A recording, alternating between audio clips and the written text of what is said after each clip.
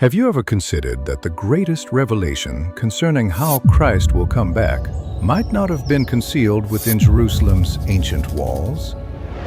Have you thought about the possibility that this truth was kept safe in a place far removed from the theological traditions of the Western Church, distant from the debates of religious councils and the elaborate prophetic timelines, preserved instead in a region that much of the world has been conditioned to ignore and dismiss? Nestled among the rugged peaks of the Ethiopian mountains, there remains a tradition rooted in biblical texts that predates the establishment of Rome itself, a faith that developed without interference from the Vatican's authority, and one that draws its strength from ancient manuscripts never brought into Western translation or study. This is not a matter of guesswork or imaginative storytelling. This is not the realm of myths passed down without foundation. What we're discussing here is actual scripture, the kind that Ethiopia has faithfully protected and transmitted across the centuries. According to these sacred writings, the return of Christ is certain, yet the pathway of his coming may not be through the entrances and locations that traditional teaching has directed you to monitor and anticipate. The biblical texts preserved in Ethiopia speak in terms of mountains rather than reconstructed temples, of a covenant that has been carried and maintained rather than one that needs to be rebuilt from ruins. They speak of a Zion that quietly relocated when the sacred ark moved alongside it. The Ethiopian faithful maintain that the Ark of the Covenant did not simply disappear from history or become lost to time. Instead, it was deliberately moved to a new location, and in the place where it now rests, they believe heaven will make contact with earth once again. Consider this carefully. If the very presence of God moved together with the ark, and if that ark departed from Jerusalem, does this mean that God's dwelling presence also departed from that city? And if that movement truly occurred, then where has the divine presence been residing throughout all the centuries that followed? Before we move forward together, I want to pose a question that may challenge everything you've accepted. What if the entire framework of beliefs you've held about the end times is not quite accurate? Go ahead and type that thought into the comments section. Allow it to settle in your mind for a moment. And if you feel prepared to dig into a truth that has been buried beneath layer upon layer of historical silence, go ahead and hit that like button. Make sure you're subscribed and join me on this journey. For generation after generation, the narrative surrounding Christ's second coming has been presented as if the geographical location were already determined beyond any question. Jerusalem has been regarded not simply as a place of historical significance, but as the unavoidable focal point where all prophecy must ultimately converge and be fulfilled. Western theological systems have operated on the assumption that since Christ ascended into heaven from Jerusalem, logic demands that he must descend and return to that exact same location. What began as an assumption gradually hardened into accepted tradition.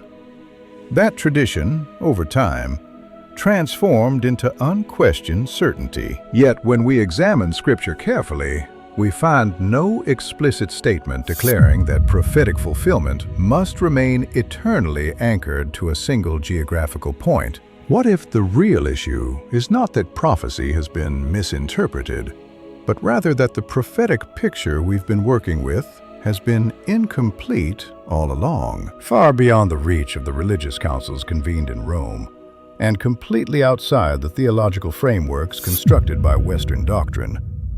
Another stream of biblical tradition has existed in relative silence, never subjected to revision, never reinterpreted through the lens of empire, but simply preserved with careful devotion. High up in the highlands of Ethiopia, a form of Christian faith took root and flourished without the shaping influence of imperial power.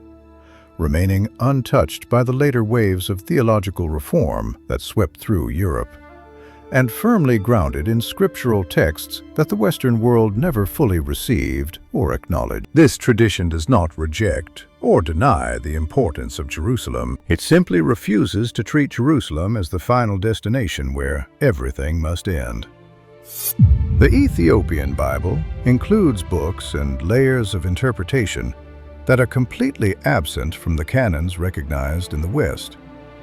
The theology that developed there was not shaped by the demands of institutional authority or political power, but by continuity, a living transmission passed faithfully from one generation to the next through chanted liturgy and carefully protected manuscripts.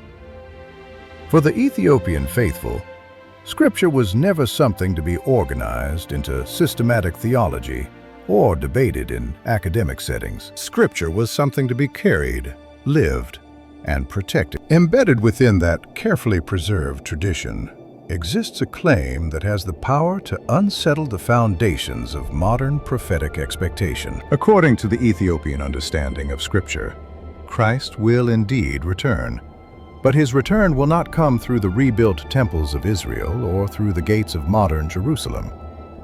This perspective is not offered as mere speculation or theological opinion. Within Ethiopian Christianity, it is received and treated as inherited knowledge, passed down with the same care as the Scriptures themselves. Their approach to theology does not start with end times speculation or elaborate prophetic charts. It begins with the concept of covenant, with the recognition of movement and transition, with the foundational idea that God's presence has never been permanently bound to physical stone or to any single city, but rather flows toward obedience and genuine dwelling. Ethiopia does not begin by asking where Christ physically left from. Instead, it asks the deeper question: where has God continued to dwell and remain present? This shift in perspective changes the entire landscape of prophetic understanding. Western prophetic teaching tends to focus on the future, on what needs to be rebuilt, on temples yet to be constructed, on signs still to appear, on events that have not yet unfolded. Ethiopian theology, by contrast, looks backward into history before it ever looks forward into the future. It carefully traces the movement of sacred objects and sacred presence.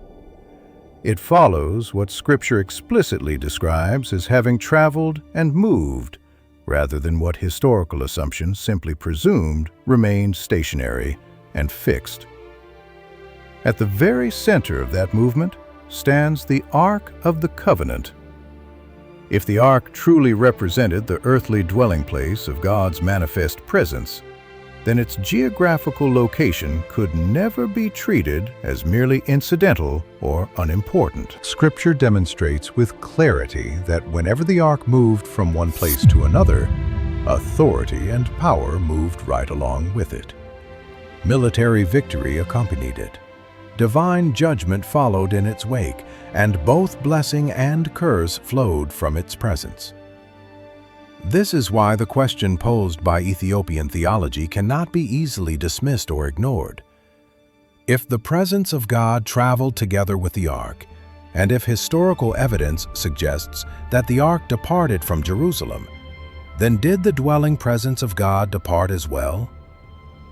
Western theology has rarely paused to ask this question seriously, primarily because the underlying assumption has always been that the Ark simply vanished without a trace. Ethiopia has never embraced that belief. Their conviction has remained steady. The Ark was not lost, but relocated with intention, preserved with great care, guarded with solemn responsibility, and in the place where it continues to rest, Zion itself rests alongside it. This foundational belief has the power to completely reframe how prophecy itself should be read and understood. If Zion is not merely a physical hill located within the boundaries of Jerusalem, but is instead defined as the place where God actively chooses to dwell, then prophecy cannot be accurately read using only the maps and political boundaries of the modern world. Prophecy must be interpreted through the lens of covenant continuity, through tracing where faithful obedience was preserved and maintained even when power and attention shifted elsewhere. This is precisely why Ethiopian prophetic thought does not rush toward constructing elaborate timelines or setting specific dates. Instead, it carefully watches for patterns and alignments. It does not search for spectacular signs or dramatic displays. It searches for spiritual alignment and covenant faithfulness. And it refuses to assume that the return of Christ will conform to Western expectations or mirror Western theological models. Before jumping to questions about when Christ will return, Ethiopia insists on asking a far more dangerous and unsettling question. What if the entire world has been watching and waiting while facing the wrong direction? Not because Scripture itself has somehow failed or been inadequate, but because collective attention gradually drifted away from the place where covenant faithfulness was quietly and consistently maintained. That overlooked dimension is the piece that Western prophetic teaching has never seriously examined or considered, and it is precisely where this exploration must honestly begin. The foundational claim of Ethiopian Christianity does not originate with speculations about the end of history or the final days. It begins instead with a transfer, a shift of covenant responsibility and authority. Standing at the center of this belief is a story that the Western Church has often treated as merely symbolic or poetic, but which Ethiopia treats as absolutely foundational and historically concrete. I'm speaking about the meeting that took place between King Solomon and the Queen of Sheba. In Western teaching and preaching, this encounter is typically presented as a diplomatic visit, a moment of mutual admiration, a poetic episode worth mentioning but not central to theology. In Ethiopian scripture and tradition, however, it is understood as something far more precise, deliberate, and consequential.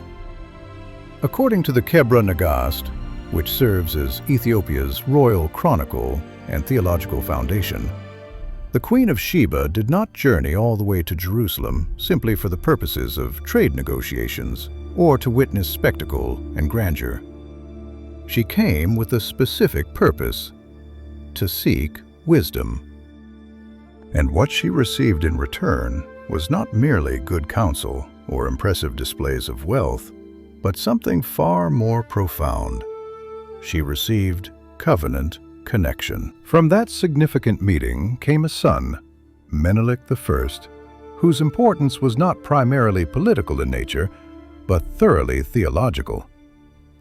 Menelik was not presented within Ethiopian tradition as merely another heir who might claim Solomon's throne. He was presented and understood as a carrier of sacred lineage, a living link in the chain of covenant promise. Through him, Ethiopia claims direct biological descent from the house of David, not as symbolic language or spiritual metaphor, but as actual bloodline and genealogical connection. And along with that bloodline came a weight of responsibility that could not be taken lightly. Because within Ethiopian theological understanding, covenant is not something inherited simply by being geographically close to centers of power, but rather by demonstrating obedience to what has been entrusted into one's care. When Menelik reached adulthood and maturity, he made the journey back to Jerusalem. And this is precisely where the narrative takes a sharp turn away from what Western comfort zones can easily accept. According to Ethiopian tradition, which has been preserved and transmitted across centuries, Menelik did not return from his visit to Jerusalem empty-handed or without consequence. He returned carrying with him the Ark of the Covenant itself. Some versions of the text indicate that Solomon gave his consent to this transfer. Other versions suggest that the transfer took place without his full knowledge or approval. Ethiopia does not spend energy arguing over the specific method or mechanism. The focus remains fixed on the outcome and its significance. The ark departed from Jerusalem, and its journey was not aimless wandering. It was brought to a new home with purpose and intention. This event is not framed within Ethiopian theology as an act of theft or betrayal. It is understood and presented as an act of preservation, as the fulfillment of a divine shift that was already underway beneath the surface of visible events. This interpretation carries weight because Scripture itself demonstrates repeatedly that God's presence has never been permanently tied or limited to any single city or location. Eden, humanity's first dwelling place, was lost and closed off. Shiloh, which once housed the tabernacle, was eventually abandoned by divine presence. Jerusalem itself faced destruction more than once across its history. Ethiopia reasons from this pattern that the survival of covenant relationship required movement and transition. If the ark functioned as the seed, the physical focal point of God's earthly presence, then its relocation carried implications far more serious than mere political loss or the shifting of religious artifacts. It signified a spiritual transfer of covenant focus and divine attention. Authority flows toward obedience. Zion follows the pattern of dwelling and presence. God did not abandon the people of Israel in the sense of rejecting them utterly. Rather, He continued the unfolding of His covenant purposes in another location. This is precisely why Ethiopian theology does not sit around waiting for Zion to be rebuilt from ruins or reconstructed in Jerusalem. Their conviction is that Zion already made its move.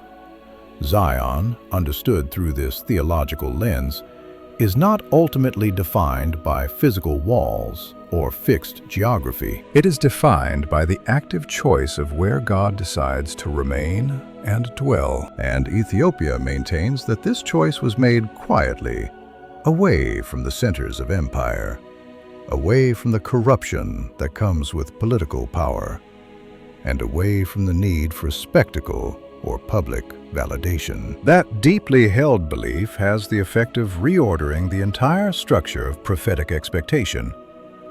If covenant focus and responsibility truly moved, then prophetic expectation must be willing to move along with it. If the ark was indeed carried southward into Africa, then an exclusive fixation solely on Jerusalem becomes incomplete in scope, not necessarily wrong in every detail, but unfinished and limited in perspective. And this tension, this unresolved question, is exactly what Ethiopian scripture has faithfully preserved across the centuries.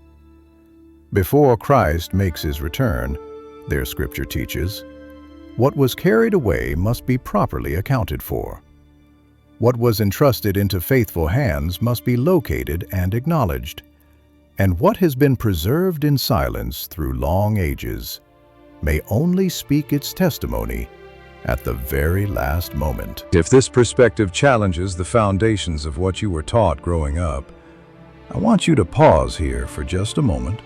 Take the time to like this video, share your honest thoughts down in the comments section, and make sure you subscribe, not because I'm chasing numbers or views, but so that you can stay spiritually attentive and alert as this narrative continues to unfold before us. Western historical accounts teach with confidence that the Ark of the Covenant simply vanished from the pages of history, that it disappeared completely after Jerusalem experienced its fall and destruction, that its ultimate fate remains unknown, perhaps buried deep beneath ancient ruins, or perhaps destroyed and lost to the relentless passage of time. This underlying assumption has shaped theological thinking for centuries upon centuries. Ethiopia has never accepted that narrative as truth. In Ethiopian belief and conviction, the Ark was never missing from its proper place. It was never hidden away in some secret location, because it was never actually lost to begin with. Instead, it was deliberately transferred, guarded with solemn dedication, and kept precisely where covenant responsibility demanded that it remain. The Ark, according to their unshakable claim, rests in the city of Aksum, not put on display for tourists, not opened up for scientific examination, not subjected to endless debate among scholars, but guarded with reverence and constancy. At the very heart of Aksum stands a small, modest chapel located beside the Church of St. Mary of Zion. Inside that chapel, according to Ethiopian tradition that has been maintained without wavering, rests the Ark of the Covenant itself, not a symbolic replica, not a representation or artistic model, but the actual Ark described in the pages of Scripture. And it remains under the watchful care of a single guardian, one man chosen for this role for the entirety of his remaining life. He does not leave the grounds of the chapel. He does not grant interviews to journalists or researchers. He does not allow photographs to be taken. He does not confirm details to outsiders, nor does he deny them.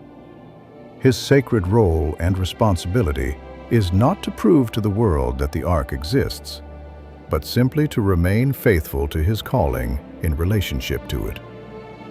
He takes his meals there, he offers his prayers there, and when his time comes, he will die there. This silence is not accidental, but intentional, woven into the very fabric of their theology. In the Western world, objects considered sacred are typically placed behind protective glass, subjected to scholarly study, put on public display, and debated endlessly in academic journals. In Ethiopia, by contrast, what is truly sacred is withdrawn from public view, not because these things are weak or fragile, but precisely because they are holy and set apart. The Ark is not approached or treated as merely an artifact from ancient history, something to be analyzed and catalogued. It is treated and revered as a living presence, an active reality in the present moment. This fundamental difference in approach matters deeply and carries significant implications. If the Ark truly represents the earthly dwelling place where God's manifest presence resides, then it was never intended for public spectacle or casual viewing. Scripture demonstrates clearly that those who approached the Ark improperly or without proper reverence faced severe consequences, even death. Ethiopia's posture of silence is not an attempt to avoid scrutiny or hide weakness. It is an expression of deep reverence and holy fear. This is precisely why Ethiopian faith does not organize its energy around proving the existence of the Ark to the skeptical world. They do not send out invitations to archaeological teams. They do not seek validation or recognition from external authorities. Their conviction and confidence do not depend in any way on receiving acknowledgement from others. They live and worship as though the Ark remains fully active and present. During the celebration of Timkat, which stands as Ethiopia's most sacred festival and holy observance, priests carry replicas of the Ark through the streets in solemn procession, not as historical reenactment or theatrical performance, but as living acknowledgement of present reality. The celebration does not commemorate something lost to the distant past. It honors and responds to a reality that continues in the present moment. The procession and movement reflect active belief and current conviction, not fading memory of bygone days. This creates a stark and uncomfortable contrast that deserves our attention. While the Western world searches through caves, explores underground tunnels, and sifts through ancient ruins looking for evidence, Ethiopia kneels in worship and reverence. While theories continue to multiply and speculation grows more elaborate, Ethiopia fasts and prays. While academic debate continues without resolution, Ethiopia stands guard with unwavering dedication. And beneath that persistent silence rests a question that Scripture itself demands we take seriously. If the Ark remained absolutely central to God's manifest presence throughout the entire Old Testament, if it determined the outcome of military victory, the execution of divine judgment, and the experience of divine nearness, then why would God allow such a crucial object to vanish from history without purpose or meaning? Ethiopia answers this question plainly and without hesitation. God did not allow the Ark to disappear into nothingness. He allowed it to move with intention to a new location. And if the Ark truly moved, then the center of divine attention and focus moved right along with it. This perspective does not negate or cancel out the importance of Jerusalem, but it does challenge the comfortable assumption that God's dwelling presence remained permanently fixed there without possibility of movement. This belief does not announce itself with loud proclamations or aggressive assertions. It waits patiently, and in its patient waiting, it forces prophetic interpretation to slow down and become more careful. Because before rushing to ask how Christ will return or what signs will appear, Ethiopian scripture insists on first accounting for where God's dwelling presence has actually been located all along throughout these centuries. If the Ark still rests in silence within that small chapel, then perhaps silence itself forms part of the sign we should be watching for. And if that possibility holds truth, then what has been guarded quietly and faithfully for centuries may only speak its witness at the precise moment it was always destined to, not to those who watch with the most volume or confidence, but to those who have remained truly attentive and spiritually alert. If prophecy operates according to divine timing rather than human urgency, then the way time itself is measured and understood takes on critical importance. Western Christianity reads and interprets the return of Christ through the lens of the Gregorian calendar, a system that was shaped by Roman political authority, reformed by papal decree, and adjusted through historical correction and revision. Dates are counted in forward progression. Timelines are carefully charted and mapped out. Seasons are understood as linear progress, moving steadily toward a final endpoint. Ethiopia does not operate within that same framework or share those same assumptions. The Ethiopian calendar runs approximately 7 to 8 years behind the Western system that most of the world uses. To outside observers, this appears to be merely a technical discrepancy, an interesting cultural difference. To Ethiopian theology, however, it represents something deliberate and deeply meaningful.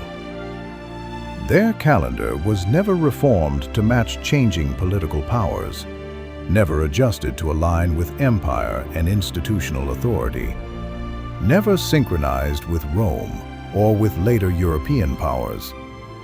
It remains rooted in older textual sources, drawing from books like Enoch, Jubilees, and other ancient scriptural traditions that have been preserved in the Ge'ez language and manuscripts. These texts do not treat time as simply a straight line moving in one direction.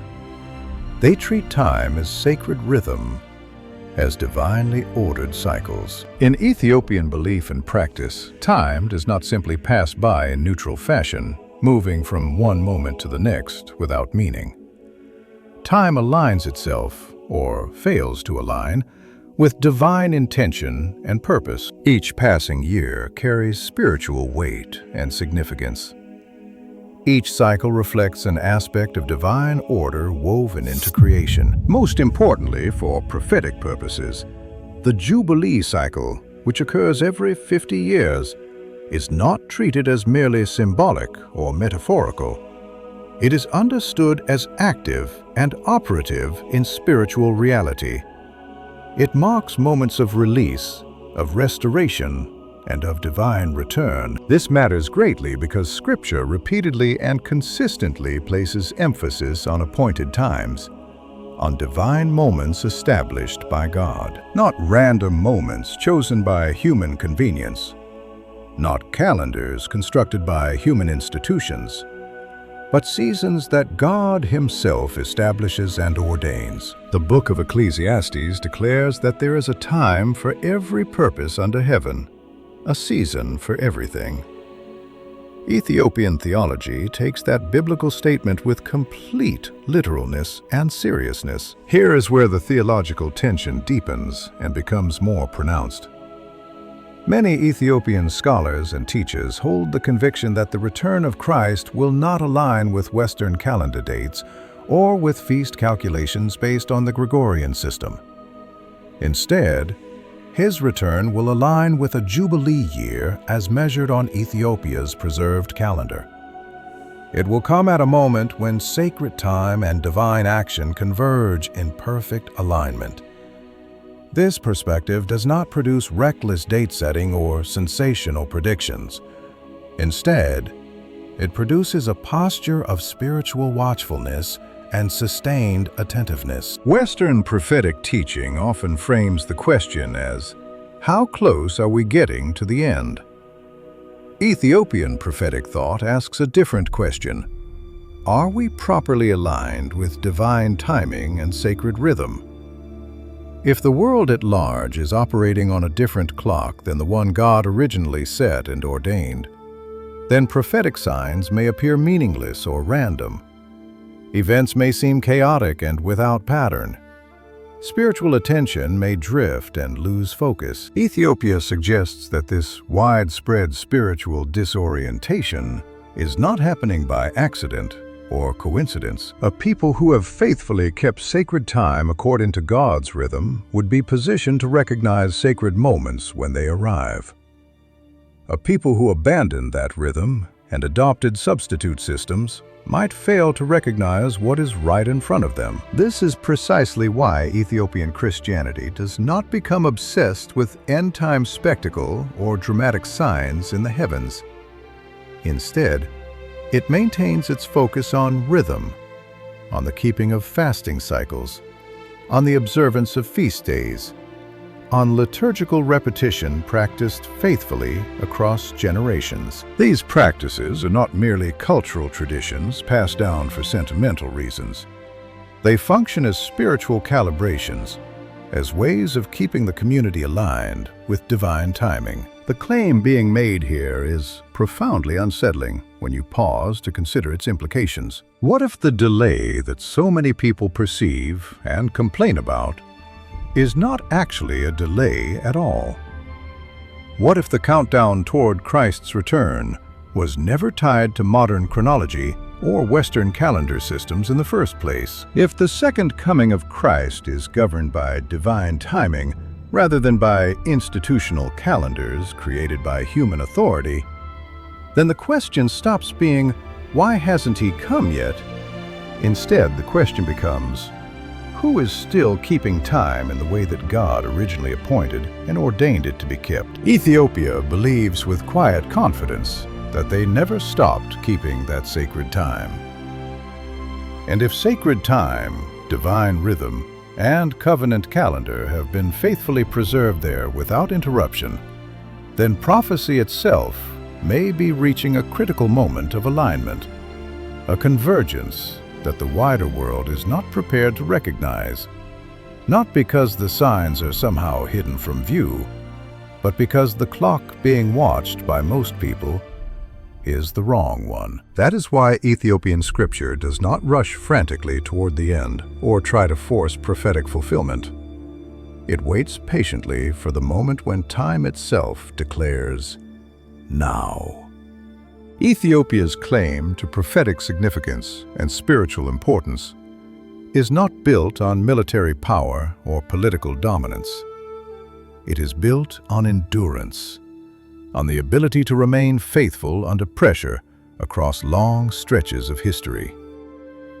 For centuries upon centuries, the continent of Africa has been treated as existing on the margins of history, conquered by foreign powers, exploited for resources, silenced and dismissed in global conversations. In Western theology, suffering has often been interpreted as a sign of absence of divine favor, absence of blessing, absence of priority in God's purposes. Ethiopian scripture reads the meaning of suffering through a completely different lens.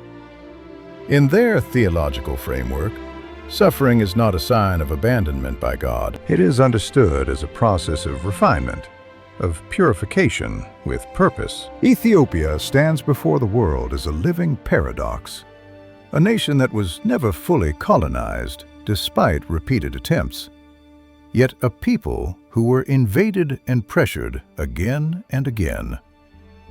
A civilization surrounded by collapsing empires on every side, yet managing to hold firmly to ancient texts and practices, even when others around them discarded theirs. Faith was not preserved and protected through dominance or military strength, but through sustained pressure and testing. Scripture itself supports and validates this pattern of refinement through difficulty. Psalm 66 declares plainly that God tests His people in the same way that silver is refined through intense heat. Ethiopian belief does not treat this metaphor as merely poetic language. Refinement requires heat, requires fire, requires pressure. Purity and strength are not achieved through comfort and ease. This perspective has the power to completely reframe how we read history and interpret events. Slavery, forced exile, and deep humiliation are not interpreted within this framework as signs of divine rejection or punishment, but rather as preparation for a future purpose. A people who have been stripped of empire and worldly power cannot easily confuse human power with divine presence. A people who have been forced into survival mode through long endurance learn how to dwell in God's presence without needing spectacle or external validation. Ethiopia believes this pattern of suffering and endurance has mattered greatly in God's unfolding purposes. While theological systems elsewhere evolved and changed through councils and institutions, through debates and reforms, Ethiopian faith matured in relative isolation from those influences. Sacred books were guarded with care. Liturgies remained unchanged across centuries. Fasting was not treated as a seasonal practice or occasional discipline. It became foundational to daily life and spiritual identity.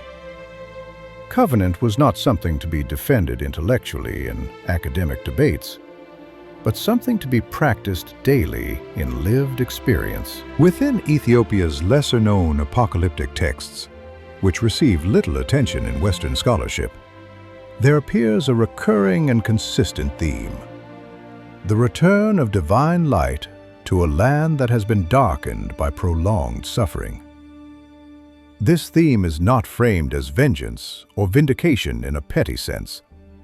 It is framed as reversal, as divine justice finally manifest. The light does not return to reward those who held power. It returns to those who remained prepared through faithfulness. This belief and conviction did not remain confined within Ethiopia's borders. Across the African diaspora, scattered through communities shaped by displacement and oppression, echoes of this theology emerged and took root.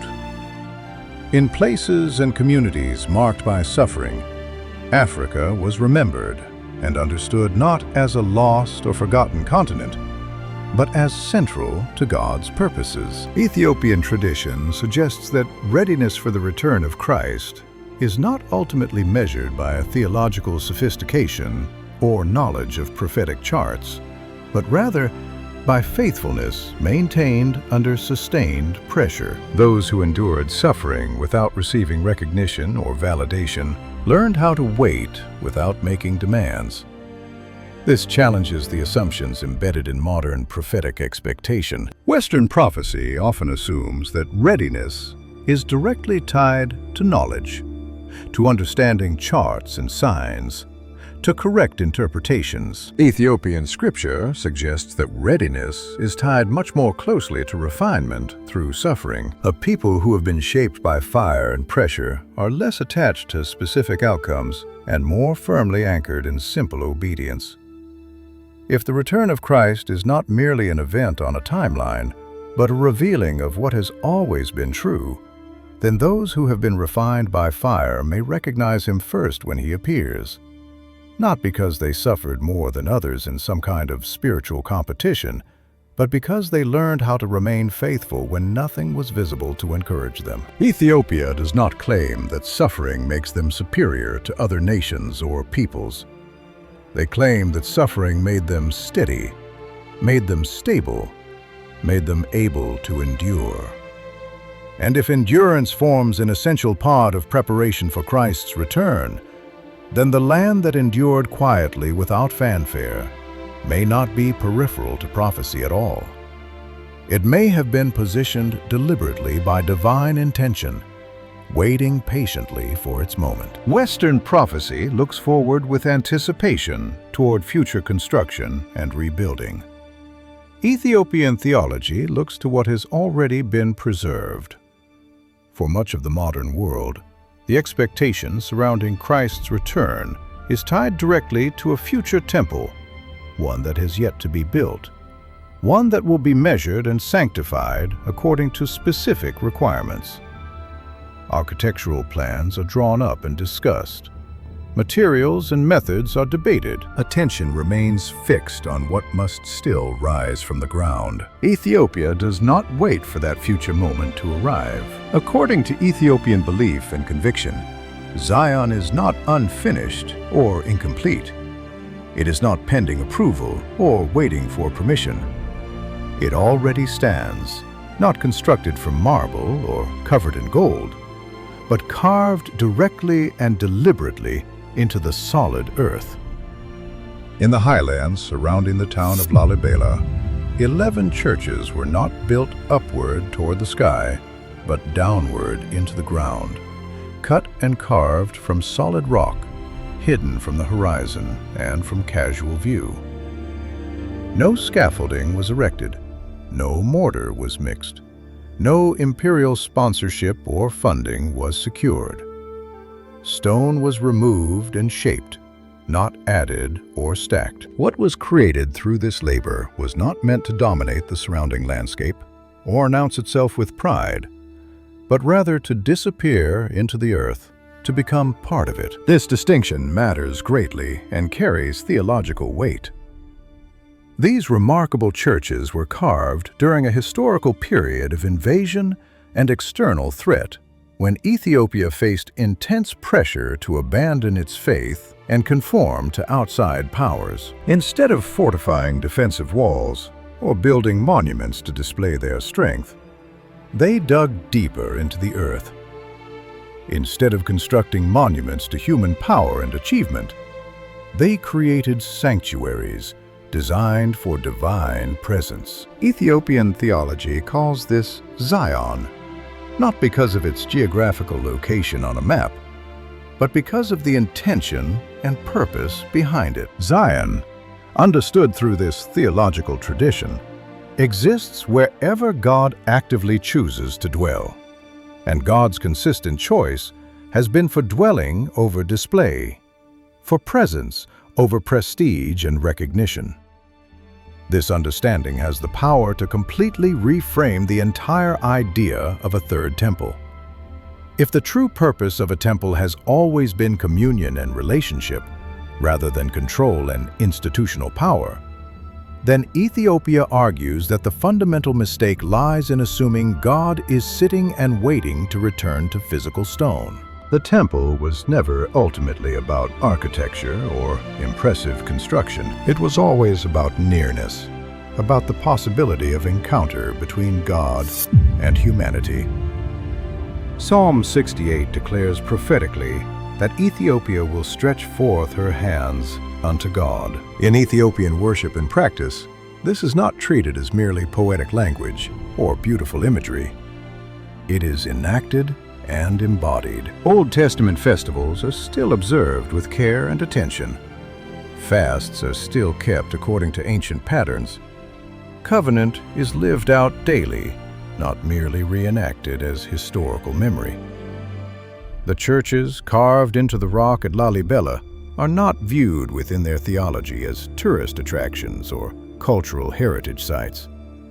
They are understood as evidence of continuity, as proof that worship never stopped or was interrupted, that God's dwelling was never abandoned or left empty, only relocated away from the corruption and politics of empire. This conviction challenges prophetic expectation once again.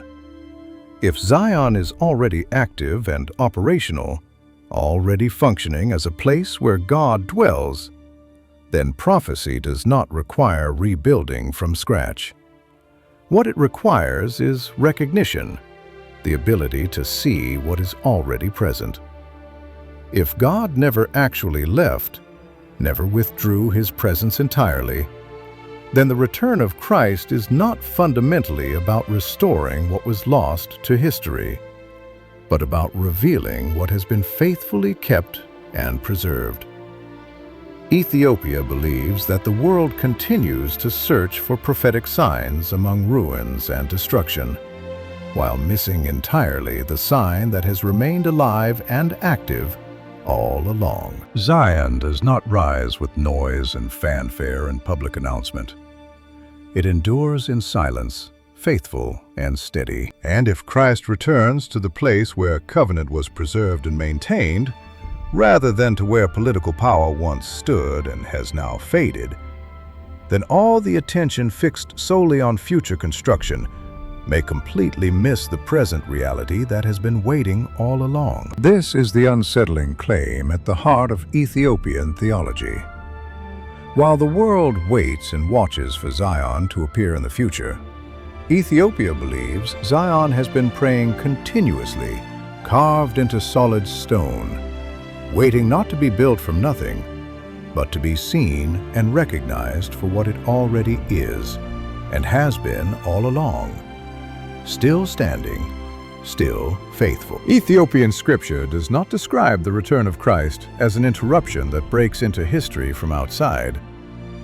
It describes his return as an unveiling, as something hidden becoming visible. In Western expectation and imagination, the second coming is pictured as an arrival from outside the world, with clouds parting dramatically, with heavens opening wide, with a spectacular descent into a world completely unprepared. Attention is fixed upward toward the sky, waiting expectantly for something to break in from beyond. Ethiopian theology looks inward into the heart before it ever looks upward into the sky. According to this tradition, which has been maintained across centuries, Christ does not return to a place where covenant was abandoned or forgotten, but rather to where it was faithfully preserved and kept. His return is not an invasion of foreign territory, but a revealing of a dwelling that has already been kept and maintained. The emphasis falls not on spectacle and drama, but on recognition and spiritual sight. This distinction is absolutely critical and changes everything. If covenant never ceased in Ethiopia, if worship continued without interruption, if sacred time was faithfully kept, if Zion remained active as a place of dwelling, and if the ark was guarded with reverence, then the return of Christ would not feel unfamiliar or shocking there. It would feel like continuation and completion, like a presence that has been near all along, stepping fully into view, rather than descending into a place of absence. This belief reframes the question that has shaped and dominated prophetic discussion for centuries. Instead of asking, "Where will Christ come from? What direction will he approach from?" Ethiopia asks a different question. Where has he been consistently remembered and honored? In this view, the return of Christ does not begin with the world's attention or with global recognition. It begins with alignment. with being in the right place spiritually and maintaining the right posture. Those who faithfully kept covenant would recognize him when he appears, not primarily because of dramatic signs in the sky, but because his presence would not feel foreign or strange to them. This theology echoes quietly but persistently through the African diaspora and its spiritual movements. In the 20th century, movements like Rastafari did not invent or create the idea of Ethiopian significance out of nothing. They inherited it, drew from it, responded to something already present. Haile Selassie was not declared divine by Ethiopian Orthodox Christianity itself, yet his lineage could be traced directly back through history to Solomon and to David. His coronation titles were drawn directly from Scripture.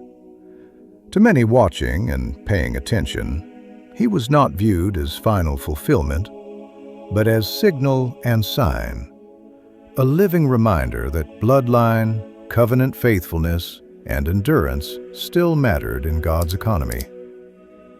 Selassie himself rejected worship directed toward him personally. "I am but a man," he stated clearly. But the symbolism surrounding his rule and his nation continued to endure. Ethiopia remained unconquered by colonial powers when nearly all of Africa fell. Faith remained intact through centuries of pressure. Sacred time continued without interruption or compromise. To those watching closely and paying careful attention, it appeared that something had been preserved and protected while the world's attention was distracted elsewhere. Ethiopian scripture suggests that the return of Christ will not validate worldly power or institutional authority. It will expose and reveal faithfulness, will bring to light what has been hidden. Not everyone will recognize it at once or immediately. Not everyone is meant to. Not everyone is positioned to see. Jesus himself warned plainly that the days immediately preceding his return would resemble closely the days of Noah, with life continuing as normal, with attention divided and scattered, with significance going unnoticed until the moment had already passed. Ethiopia takes that warning with complete seriousness and allows it to shape their expectation. If the return is truly an unveiling, a revealing of what has been faithfully preserved in the shadows, then the true sign of his coming is not a new construction, but an ancient continuity. It is a call to look beyond the visible structures of power and find the presence of God where it has always been, among the humble, the enduring, and the faithful. Are you watching the right horizon, or are you looking for a temple that has already been found? Let us remain alert, for the King returns not to a ruin, but to a throne that was never truly empty.